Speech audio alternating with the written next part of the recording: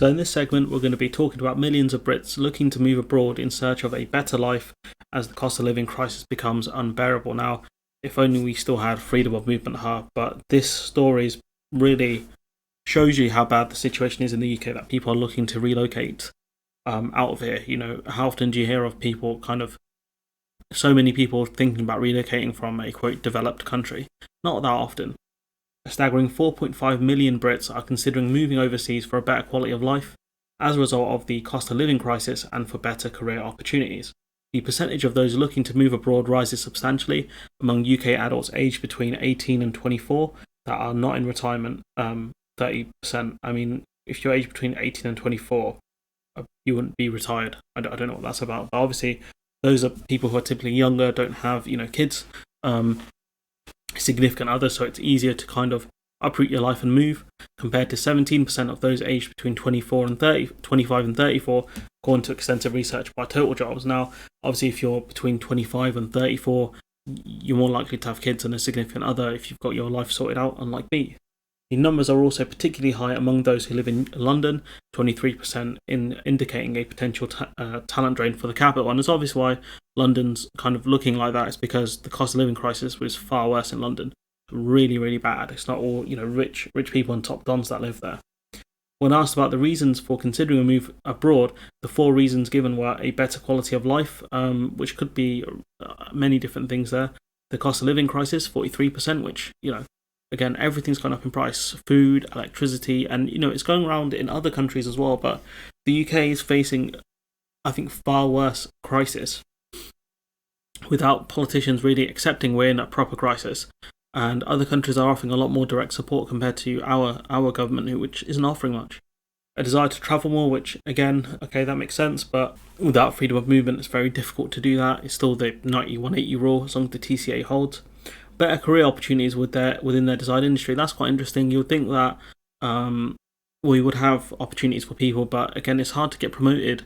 I don't know what it's like in other countries, but in the UK, it's hard to get promotions purely because a lot of people are retiring later in life because of the cost of living problems and pension age, etc. So without people kind of moving on, it's hard to get promotions. You often hear of people waiting for someone to kind of retire or something like that so they can take their job. That's the only way you really get promoted, is by someone else leaving. Against this backdrop, half of businesses, 52%, have stated they are planning to hire from outside the UK within the next year, and obviously that comes with visa costs, regardless of if you're an EU citizen or a rest of the world citizen. It comes with visa costs, and other things which can be quite prohibitive. They have to make a certain amount of money.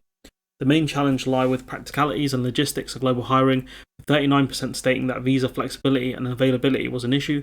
Almost a quarter of businesses have gone so far to call on the government to ease visa restrictions when it comes to hiring, and that's not going to happen with Patel in charge. And, the Tories are saying, well, you should hire more people in Britain. Well, evidently, where they don't have people with the expertise or the willing to do these jobs. Some of them will be on the employer, no doubt, but some of these will be a lack of expertise, When you look at head chef roles, maitre d' roles, those sorts of really, really difficult, really customer service orientated roles, which requires years and years of skill. The UK is not built to produce these people, not really. Not in an academic sense anyways. There's no real courses or no real push to go to any courses in the culinary world and, engineering or many other places. The apprentice system we have in this country is a joke. The second major factor is the attractiveness and perception of the UK for international workers, with 39% saying that overseas workers being less willing to relocate to the UK for work, which is not surprising given everything else we've discussed in this article. But point being is that the more people that leave the UK, right, our unemployment is at record lows. Okay, our unemployment is at very low levels, depending on how much you believe the government. Now, if that's the case, if you have more people leaving the UK, that creates more vacancies, more problems, because at the end of the day, we have record numbers of vacancies, and we don't have the native population to fill them, so it means you have to get people from abroad. Now, we can't do that as easily because of the end of freedom of movement. So what that means is you need people to come in, with visas, which is expensive, problematic in a sense. And with more people leaving, more vacancies fill up, less people to fill up those vacancies, you get kind of a negative spiral in a sense. And unless the UK change the rules around the Home Office and visas, this situation is going to get a lot worse. A lot worse.